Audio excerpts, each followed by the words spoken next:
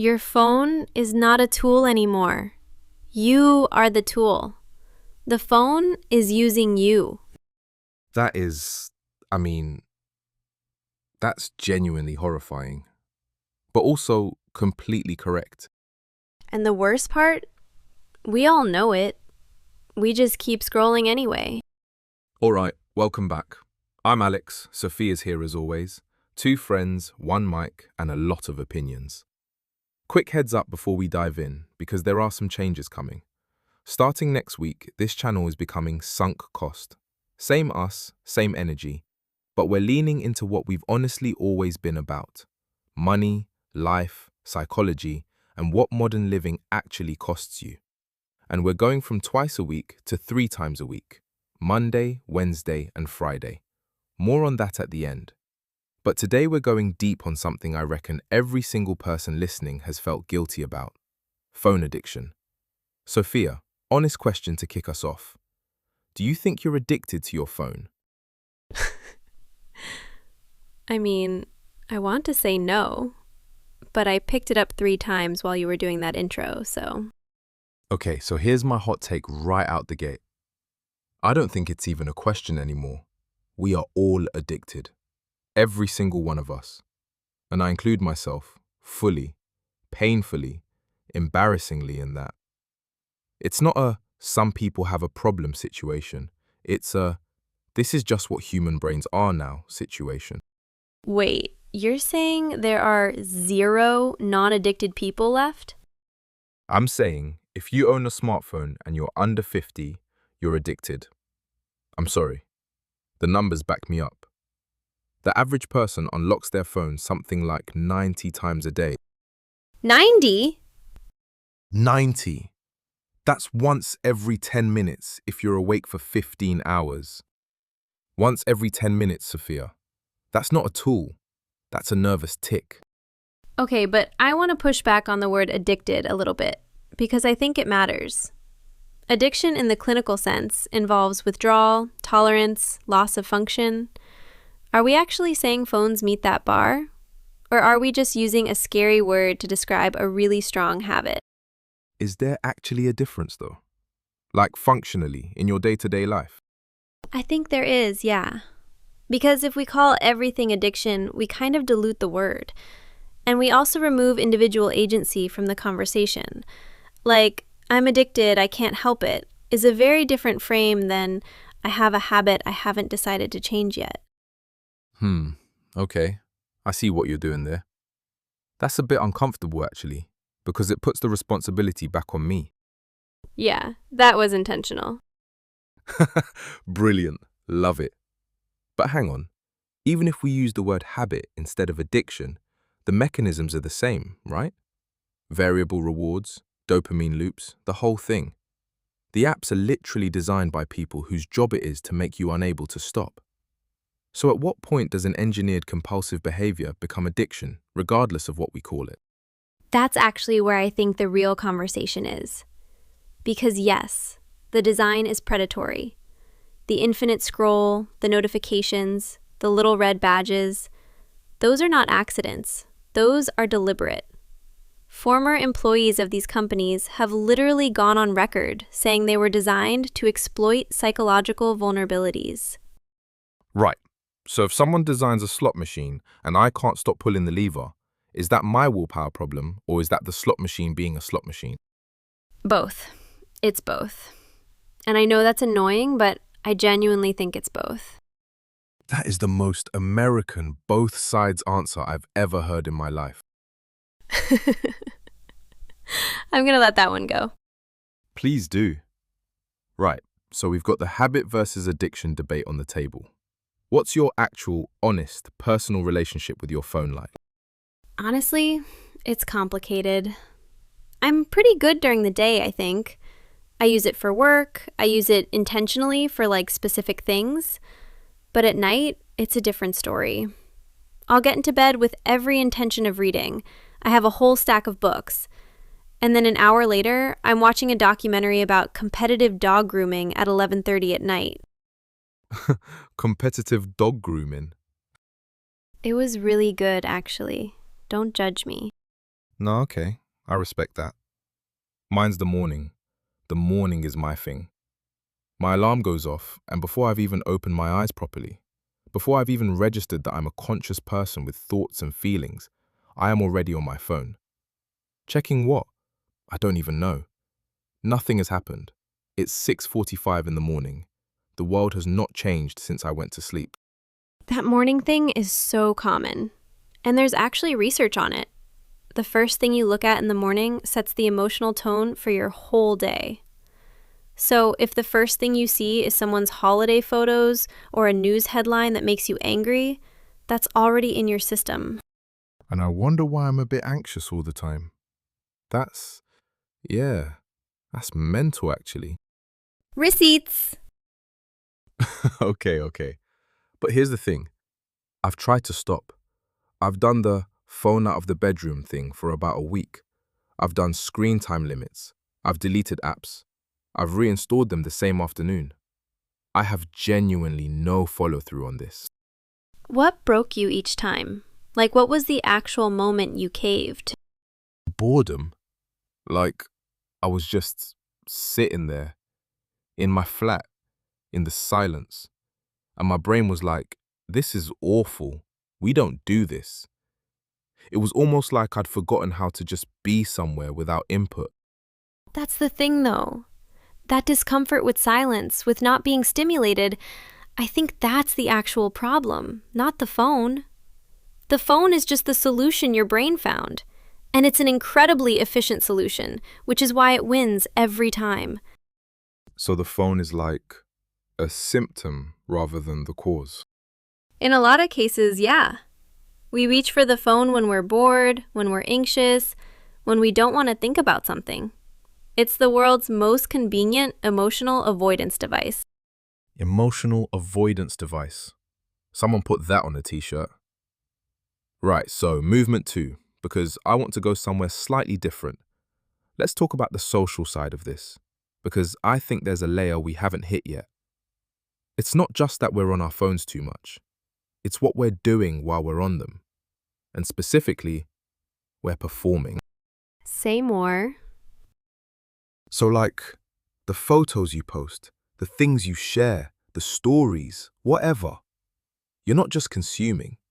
You're also curating a version of yourself for other people to consume. And I find that bit genuinely quite exhausting. I went to see a gig last year, brilliant band, proper good night out. And I spent so much mental energy thinking about whether to post something that I actually enjoyed the gig less. Okay, this is something I feel strongly about. There's a concept in psychology called the observer effect. Basically, the act of measuring something changes it. And I think social media does that to experiences. The moment you're thinking about how to document something, you're no longer fully inside it. You've stepped outside the experience to look at it. Yes, that's exactly it. You've named it perfectly. You've stepped outside the experience. I mean, I read a lot of weird nonfiction, so... You and your books. I feel judged every time you mention them. I'm trying to read more, for the record. You've been trying to read more for 4 years, Alex. I watch a lot of YouTube about books. That's basically the same thing. It's really not. But on this performance thing, do you think it's worse for younger people? Because I feel like when I was growing up, before all of this, you could just have a night out and it just was. It didn't have to be anything. It didn't have to prove anything. I think about this a lot, actually. Because the generation that grew up with Instagram from like age 12, they never had that. They never had a version of themselves that wasn't partially being observed. And I think that's really hard to process. Your identity forms in this weird performance loop. And if you're always performing, when do you actually find out who you are? Right. And I think that's why you see a lot of young people who are socially fluent online, but really uncomfortable in real silence or real intimacy. The performance is the default. Authenticity feels weird. Is that why everyone's so anxious? because the gap between the performed version and the actual version just keeps getting wider. I think that's a huge part of it. There's research on something called self-discrepancy theory. Basically, the bigger the gap between who you are and who you think you should be, the worse your mental health. And social media is like a factory for widening that gap because you're constantly comparing your real, messy, actual life to everyone else's highlight reel. And you know it's a highlight reel. You know that, and it still gets you. I follow people who I know curate everything, and I still feel vaguely bad about my life looking at their posts. It's irrational. It's not irrational. It's just that knowing something intellectually and feeling it are two totally different circuits in your brain. The rational knowledge doesn't cancel out the emotional response. Right. So you can think this is fake and still feel inadequate. Both things running at the same time. Exactly. Which is why just remember it's not real is kind of useless advice. Cheers. Every well-meaning person who's ever said that to me. Same. Can I bring up the... Okay, this is a tangent, but I think it connects. The comparison to other addictions. Because if someone was, I don't know, drinking from the moment they woke up until they went to sleep, people would be worried, concerned. Are you all right, mate? But someone who is on their phone from the moment they wake up until they go to sleep, that's just Tuesday. And not only is it normalized, it's rewarded. Like being always on and responsive is seen as professional. It's seen as responsible. If you take a few hours to reply to a message, people think something's wrong with you. This drives me absolutely mental. The expectation that you are permanently available. I had a manager once, this was a few years ago, who would send emails at 11 p.m. and then seem vaguely put out if you hadn't replied by 7 in the morning, as if I'm just hovering over my laptop waiting. And the phone is what enables that culture. Because before smartphones, work stayed at work. When you left the office, you left. The phone dissolved that boundary completely, and we just accepted it. Nobody really consented to that. We absolutely did not consent to that. That's a proper good point, actually. It just kind of happened. Slowly and then all at once, as they say. Right, okay. Let me play devil's advocate for a second, though. Because I've been quite negative about phones, and I want to be fair, there is a version of this where smartphones have been genuinely incredible for people. Like, I have friends from uni who are scattered all over the place, and I actually stay in contact with them because of my phone. That would not have happened in any previous era. No, that's totally real. And I think about this too. I moved around a lot in my 20s. I've lived in a few different cities. The fact that I can maintain close friendships across time zones is genuinely meaningful to me. My friend group would have just evaporated without this technology. So maybe the problem isn't the phone per se. It's the specific apps. The social media, the infinite scroll, the algorithmic content. The phone as a communication device, calls, texts, even voice notes. That's probably fine. Oh, interesting. So you want to keep the phone, but throw away the apps? I want a phone that is just a phone. And a camera. Can I have that? Is that allowed? I mean, you basically just described a phone from 2008, and I think there's a reason those didn't last. My Mini Cooper is basically from that era, and I love it. Your Mini Cooper is a safety hazard, and you know it. She runs perfectly fine, thank you. Leave her out of this. She. The car has a gender. Moving on. But actually, okay, the apps thing. I deleted Instagram for about 3 weeks last year, and it was genuinely revelatory. I had so much more mental space. Like, the background noise just went quiet. What made you put it back? Someone sent me a link to something and it said, open an app.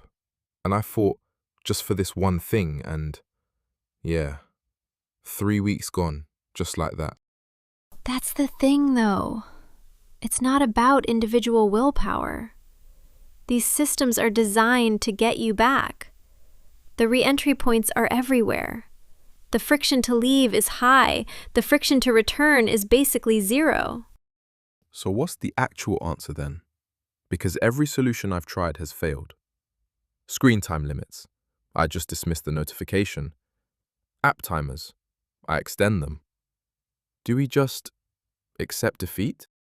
No, but I think we need to be smarter about it, because the willpower approach, just try harder, has a really poor track record with anything designed to exploit compulsive behavior. You're trying to out-stubborn a billion-dollar machine. That's not a fair fight. So what's the alternative? Environment design, which is a thing I've actually put into practice. The idea is you don't rely on in-the-moment willpower. You change the environment so the default behavior changes. Phone charging outside the bedroom. Not because you're strong, but because it's not there. Grayscale mode on your phone. Color is a big part of what makes apps visually stimulating, and without it, things get boring fast. Grayscale? Like actually switching your phone to black and white? Yeah, it sounds weird, but it genuinely works. All those apps are designed around vivid color. The red notifications, the bright logos. Take the color away and they lose a lot of their pull. Diego actually knocked my phone off the nightstand last month, and I had to dig into the settings to fix it. And while I was in there, I turned on grayscale and kept it. It's been 2 months. Diego the cat accidentally made your phone less addictive. That is the greatest thing I've ever heard. He's doing the Lord's work. Diego the digital wellness consultant. Honestly, put that on his Instagram. He doesn't have an Instagram. He's a cat with better boundaries than both of us. I respect that deeply. Okay, so we've got environment design over willpower. That feels like a proper insight, actually. What else? The other thing I think about is intent. Like, why are you picking up the phone right now? Is there an actual reason?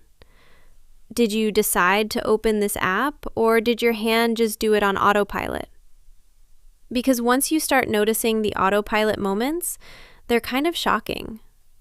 You'll pick up your phone, unlock it, swipe to an app, and then realize you have zero memory of deciding to do that. It just happened. This is the bit that properly freaks me out. Because that's not a choice. That's a conditioned reflex.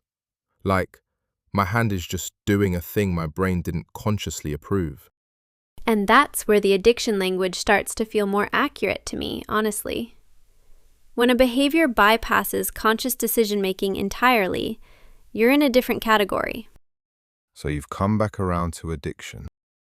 I've updated my position based on evidence. That's called intellectual honesty.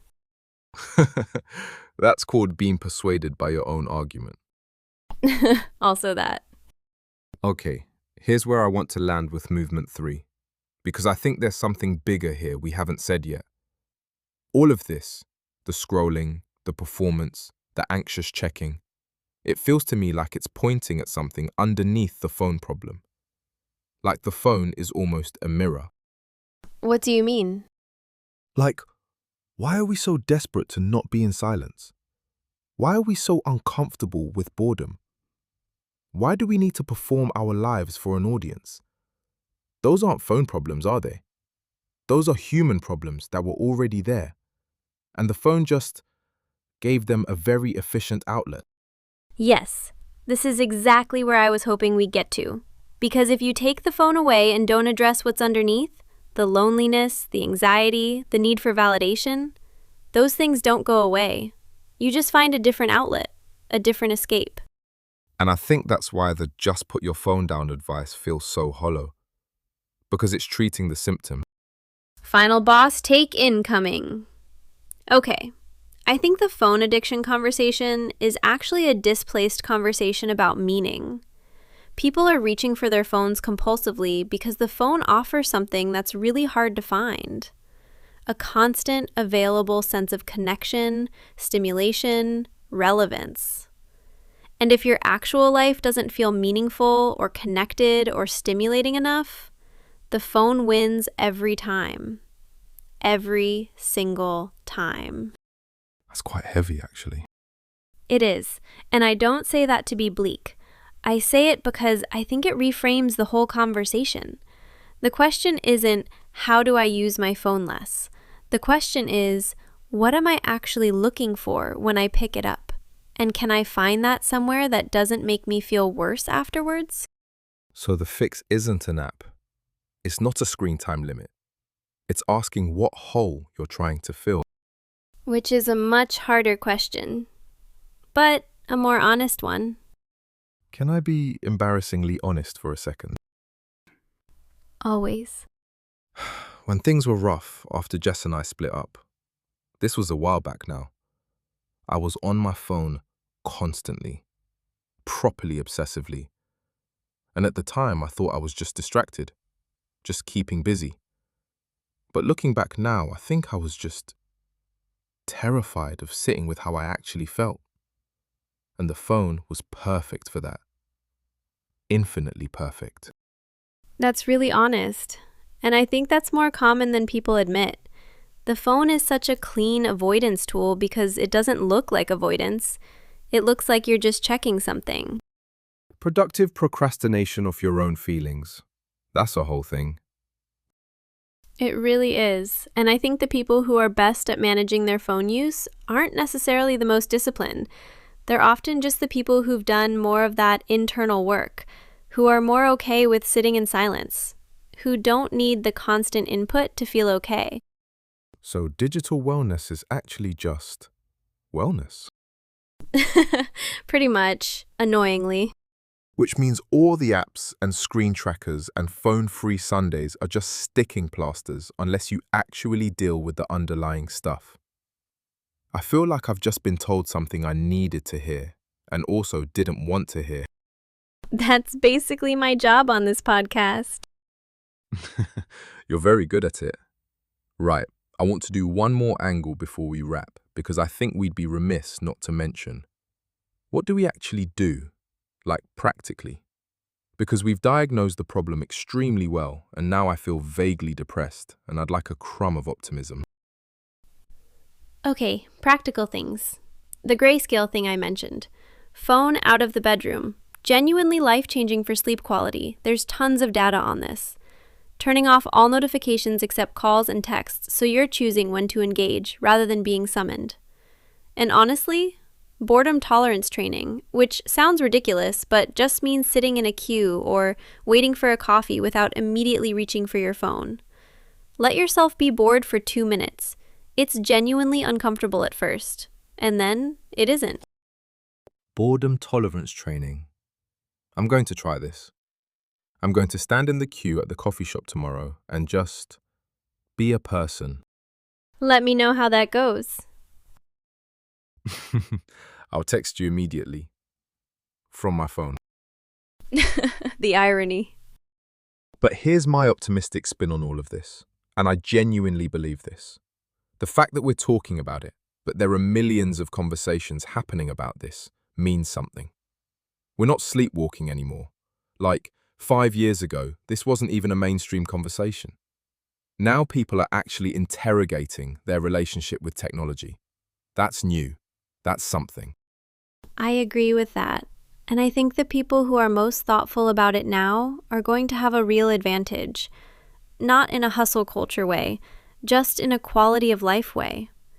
Being able to be present, to be in your own life, rather than performing it or escaping from it. That's going to be increasingly rare and increasingly valuable. Yeah, I think that's genuinely right. Put the phone down sometimes. Not because technology is evil, but because your actual life is happening right now, and it doesn't need a caption. That is a beautiful note to end on. And I'm slightly annoyed I didn't say it first. All right, takeaway time.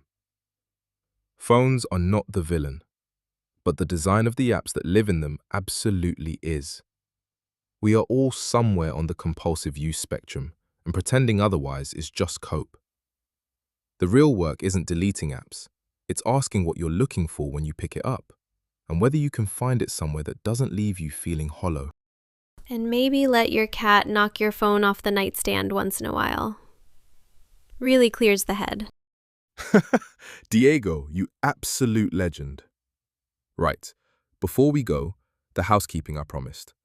From next week, we're sunk cost. Same show, same two idiots. We're just done pretending this was ever really about anything other than money and how weird modern life is. And we're going 3 times a week now, Monday, Wednesday, Friday. So our next episode lands Monday, and it's one I personally have a lot of feelings about. Why is everyone moving back home? Adults moving back in with their parents. It's everywhere right now, and it's complicated and brilliant and slightly heartbreaking all at once. And Monday, it's Sofia's week. She's your host, I'm the chaos element in the corner. I've been waiting for this. I have so much to say on this topic. She has receipts, she has data, she has opinions. You're going to want to be there. Thanks for listening, everyone. If you enjoyed this, subscribe so the rename doesn't lose you. Leave a review. Send it to a mate who's been on their phone too much lately, which is all of your mates.